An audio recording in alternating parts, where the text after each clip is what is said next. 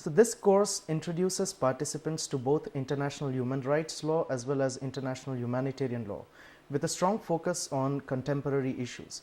For all practical purposes, we are living in extraordinary times with what's happening in the Middle East, with what's happening in Afghanistan, situations such as the so-called war on drugs in Mexico, things in Colombia, so on and so forth.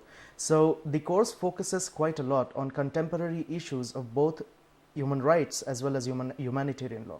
One of the most interesting sessions that will be a part of this course is the session that when we will be dealing with the doctrine of responsibility to protect.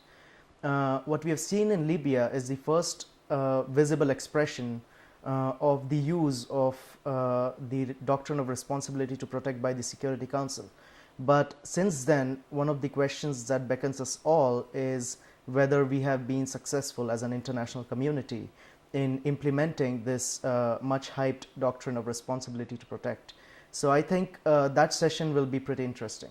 I think the most important point that the learners would take away from this course is that there's a difference between idealism and realism. When we talk about human rights law as well as humanitarian law, there's a big gap between what is on paper and the manner in which these are implemented or enforced, or the lack thereof. We'll be following a pretty interdisciplinary approach in the course. Students will discuss quite a bit about the international politics that impede upon the realization of human rights and humanitarian law both.